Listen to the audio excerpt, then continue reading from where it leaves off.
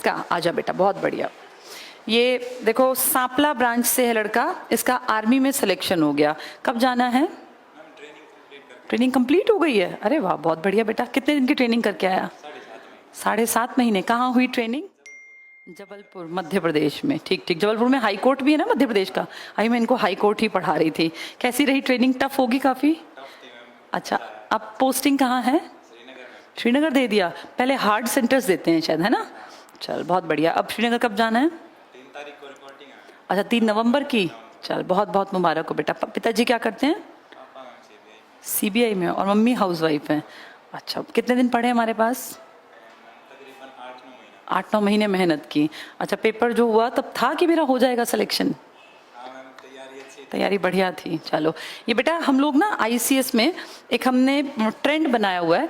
जो बच्चा नौकरी लग के हमारे पास आता है, हमारे पास पढ़ा हुआ, तो उसको हमें घड़ी देते हैं। घड़ी क्यों देते हैं?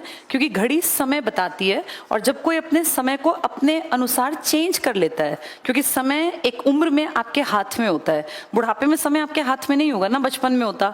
अब तुम जिस स्टेज में हो ना, इस टाइम पे अपने समय को बदलना, अपनी तकदीर बदलना अपनी मेहनत से पॉसिबल है। तो इसलिए हमने घड़ी देने का एक ट्रेंड चलाया हुआ है। लाओ दे दो घड़ी। तो ये जब तुम आओ ना, जब सेंटर में आते हैं, तो ये सपना देखता है हर बच्चा कि भाई एक दिन ये घड़ी मैं भी हासिल करूंगा। इसके लिए जोरदार तालियां बजाओ।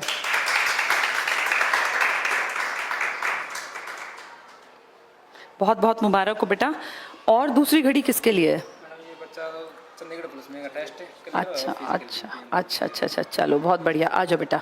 अपनी मेहनत तब तक करते रहना जब तक इसकी तरह कंफर्म ना हो जाए कि भाई अब जैसे इसकी जॉब कंफर्म हो गई। इसका चंडीगढ़ पुलिस का बेटा एग्जाम क्लियर है। लाओ ये लो, पकड़ो बेटा।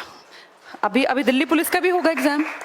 हाँ, दिल्ली पुलिस का, हरियाणा पुलिस, जितने भी एग्जाम हो ना सारे देना। हरियाणा पुलिस में भी भर्ती आएंगी। कल परसों देखा था, वो उनके बड़े अधिकारी का था कि भाई हो जाएगा। हाँ, डीजीपी वगैरह कह रहे थे। हाँ ठीक, चलो बेटा बहुत बहुत मुबारक हो। और अब अपना जैसे ना कंफर्मेशन कि भैया जब तक इसका कंफर्म ना हो ना, तो जहां पेपर हो, जिस दिन तक ज्वाइनिंग ना हो तब तक सोचो कि मेरा काम अभी कच्चा है।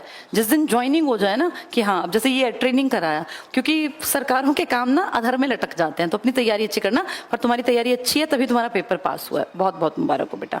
मेरी तरफ से तुम खाओ बेटा। अच्छा, तो कश्मीर में अब जाओगे हैं? धरती का स्वर्ग है कश्मीर। मैं बेटा बहुत थोड़ा लूँगी actually. Thank you thank you. इसको भी खिला देती हूँ। ले बेटा अपना।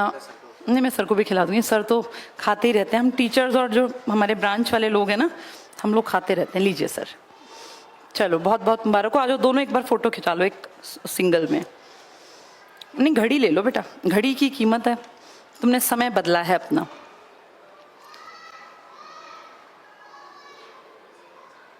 चलो all the best. Parimal sir की क्लास में मिलवा देना वहाँ पे, ठीक है बेटा?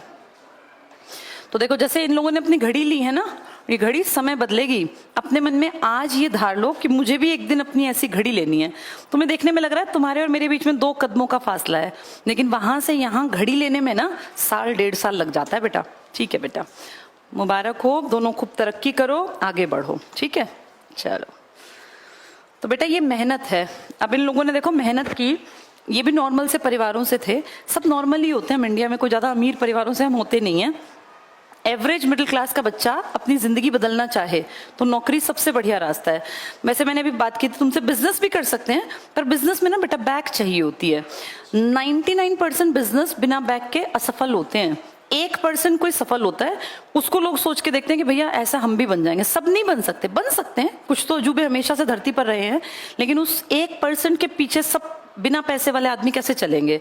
तो सबसे पहले अपने पैर जमाओ, पैसा कमाओ, कमा के बेशक फेंक देना, उड़ा देना। उड़ाने और फेंकने से मेरा मतलब है ट्राई कर लेना बिजनेस में। अपने 10 लाख 8 लाख जोड़ना, फिर कोई बिजनेस करके देख लेना। तुम्हारे डूब भी गए ना तो तुम्हें कभी दुख नहीं होगा, क्योंकि तुम्हें लगेगा मैंने कमाए थे। अपने कमाए पैसे पे एक्सपेरिमेंट करना बुरा नहीं है, लेकिन पिताजी के बुढ़ापे के जो एक उन्होंने जोड़ा है, उसको तुम लेके खिलाओ। पिताजी मैं तो 10 लाख रुपए मुझे दे दो, बिजनेस करके देखूंगा, और फिर डुबो दिए तो उसकी तो जिंदगी भर की कमाई तुम खा गए। वो गिल्ट तुम्हारे मन से कभी नहीं निकलेगा। या फिर तुम्हारे सर्कल में इतने अमीर लोग हैं कि तुम्हें दे दें, तुम में से किसी का दोस्त तुम्हें 10 लाख रुपए नहीं देगा बेटा। ये कड़वी सच्चाई है, चाहे कोई कितना ही पक्का दोस्त बनता हो। तो अपनी स्थिति को पहचान के, अब अंबानी के बच्चे हैं, बिजनेस में चाहे 100 करोड़ फेंक दें चाहे 200 करोड़, को फर्क नहीं पड़ता उनको। लेकिन हम आम लोग हैं, हमारे पास नहीं है 10 लाख रुपए भी नॉर्मल लोगों के पास नहीं होते वेस्ट करने को। तो ठीक है, एक्सपेरिमेंट कर लेना। मैंने खुद भी बेटा जॉब की पहले, मैं गवर्नमेंट स्कूल में टीचर थी। ये जो कोचिंग सेंटर तुम्हें दिख रहा है ना, ये एक दिन में नहीं बना। मैं जॉब करती रही जब तक कि मेरी जिंदगी स्टेबल नहीं हो गई। ये कोचिंग सेंटर स्टेबल नहीं हो गया। मैं 2003 से सरकार से तनख्वाह ले रही थी और मैंने जॉब छोड़ी है 2015 के अक्टूबर में। तो 3 से लगा लो तुम और 15, 12 साल हो गए ना। मैं 12 साल से, ऐसा नहीं, कई लोग कहते हैं कि मैडम आप भी तो बिजनेस में आ गए। भैया मैंने पहले अपना प्लेटफॉर्म तैयार किया, मेरे पास 12 साल का अनुभव था, मेरा एक नाम था। मैंने नौकरी करके नौकरी छोड़ी ना, तो उसमें ये प्रूफ हो गया कि मेरे अंदर कोई काबिलियत है। अब सोचो मैं कहती नहीं, मैं तो पिताजी का पहले ही पैसा लूंगी और बड़ी बिल्डिंग छाप दूंगी और उसमें इतने बेंचेस रखूंगी और 4-5 लाख के बोर्ड लगा दूंगी और देखना लोग कैसे आएंगे। एक भी आदमी नहीं आता पढ़ने, क्योंकि तुम इस तरह का फालतू के काम करो तो कौन आएगा। पहले अपने आप को प्रूफ करो कि मेरे अंदर काबिलियत है। मैंने अपनी नौकरी 20 साल में हासिल कर ली थी, तब मेरी उम्र 21 की हुई नहीं थी। वहां से फिर धीरे धीरे पढ़ती गई यहाँ तक पहुंच गई।